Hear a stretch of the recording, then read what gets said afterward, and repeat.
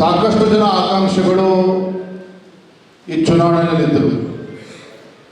ಅದರಲ್ಲೂ ಸಹ ಪದವೀಧರ ಕ್ಷೇತ್ರಕ್ಕೆ ಸಾಕಷ್ಟು ಜನ ಆಕಾಂಕ್ಷಿಗಳು ಇದ್ದರೂ ಸಹ ಬಹುತೇಕ ಎಲ್ಲರೂ ಕೂಡ ಪಕ್ಷದ ತೀರ್ಮಾನವನ್ನು ಒಪ್ಪಿ ಇವತ್ತು ಅಖಾಡದಿಂದ ಹಿಂಸರಿದು ಇವತ್ತು ಪಕ್ಷದ ಅಭ್ಯರ್ಥಿ ಪರವಾಗಿ ಶಕ್ತಿ ಮೀರಿ ಇವತ್ತು ಕೆಲಸವನ್ನು ಮಾಡ್ತಾ ಇದ್ದಾರೆ.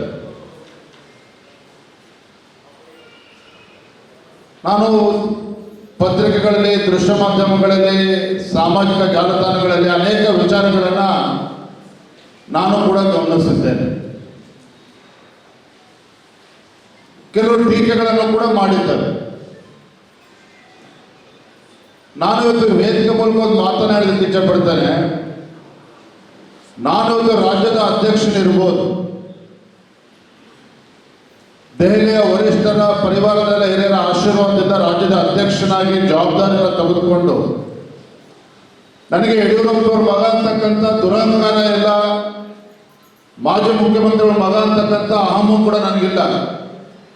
ನಾನು ರಾಜ್ಯದ ಅಧ್ಯಕ್ಷ ಅನ್ನೋದಕ್ಕಿಂತ ಹೆಚ್ಚಾಗಿ ನಾನು ಕೂಡ ಪಕ್ಷದ ಒಬ್ಬ ಕಾರ್ಯಕರ್ತ ಅನ್ನೋ ಭಾವನೆಯನ್ನು ಇಟ್ಕೊಂಡು ಕಳೆದ 5 ತಿಂಗಳಿಂದ ನಾನು ಕೂಡ ರಾಜ್ಯಾದ್ಯಂತ ಪ್ರವಾಸ ಮಾಡಿ ಸಂಘಟನೆಗೆ ಶಕ್ತಿ ತುಂಬತಕ್ಕಂಥ ಕೆಲಸ ಮಾಡ್ತಾ ಇದ್ದಾರೆ.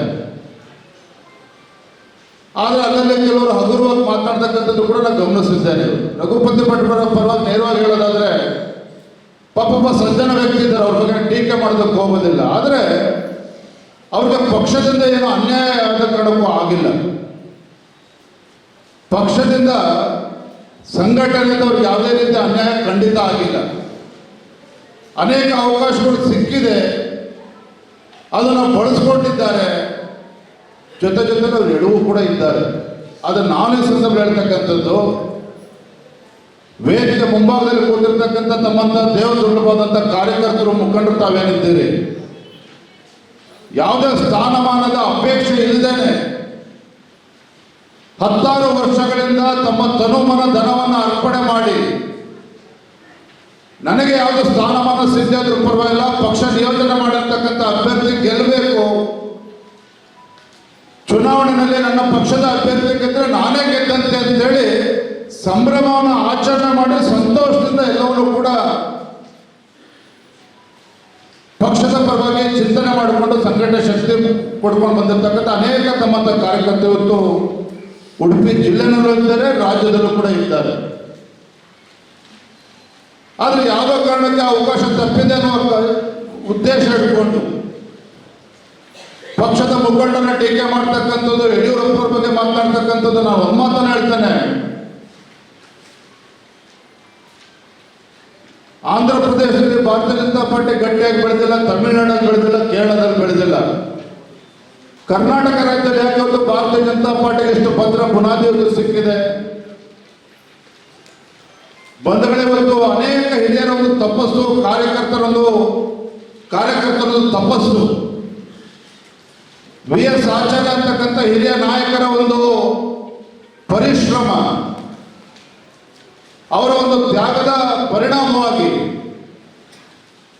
ಸನ್ಮಾನ್ಯ PS ಯಡಿಯೂರಪ್ಪನವರು ಕಾಲಿಗೆ ಚಕ್ರವನ್ನು ಕಟ್ಟಿಕೊಂಡು ರಾಜ್ಯಾದ್ಯಂತ ಪ್ರವಾಸ ಮಾಡಿ ಕೇವಲ ನಗರಕ್ಕೆ ಸೀಮಿತ ಆಗಿರ್ತಕ್ಕಂಥ ಭಾರತೀಯ ಜನತಾ ಪಾರ್ಟಿಯನ್ನ ಇವತ್ತು ಹಳ್ಳಿಗೆ ತೆಗೆದುಕೊಂಡು ಹೋಗ್ತಕ್ಕಂಥ ಕೆಲಸ ಮಾಡಿದ್ದಾರೆ ಅಂತ ಹೇಳಿದ್ರೆ ಸನ್ಮಾನ್ಯ ಯಡಿಯೂರಪ್ಪನವರ ಶ್ರಮ ಬಹಳ ಅಧಿಕವಾಗಿರ್ತಕ್ಕಂಥದ್ದು.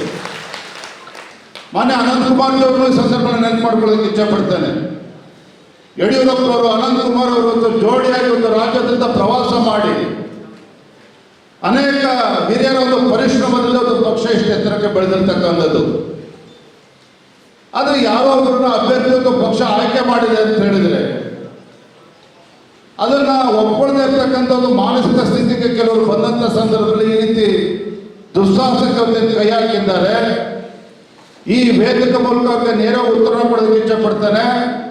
ಭಾರತೀಯ ಜನತಾ ಪಾರ್ಟಿ ನಮ್ಮ ಪಕ್ಷದ ಕಾರ್ಯಕರ್ತರು, ನಮ್ಮ ಸಂಘಟನೆ ಶಕ್ತಿಯಿಂದ ಇವತ್ತು ಡಾಕ್ಟರ್ ಧನಂಜಯ ಸರ್ಜಿ ಅವರು ಇರ್ಬೋದು, ನಮ್ಮ ಭೋಜೇಗೌಡರು ಇರ್ಬೋದು, ದೊಡ್ಡ ಹಂತದಲ್ಲಿ ಗೆದ್ದಿರೋದ್ರಲ್ಲಿ ಯಾರೂ ಕೂಡ ತಪ್ಪಿಸೋದಕ್ಕೆ ಸಾಧ್ಯ ಇಲ್ಲ.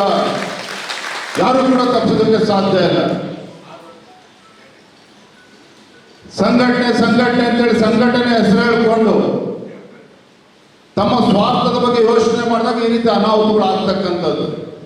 ನಮ್ಮ ಮುಂದೆ ಇರ್ತಕ್ಕಂಥ ಗುರಿ ಮುಂದಿನ ವಿಧಾನಸಭಾ ಚುನಾವಣೆ ರಾಜ್ಯದಲ್ಲಿ ಇವತ್ತು ಭಾರತೀಯ ಜನತಾ ಪಾರ್ಟಿ ಯಾವತ್ತೂ ಸಹ ಸ್ಪಷ್ಟ ಬಹುಮತ ಬರೋದಕ್ಕೆ ಸಾಧ್ಯ ಆಗಿಲ್ಲ.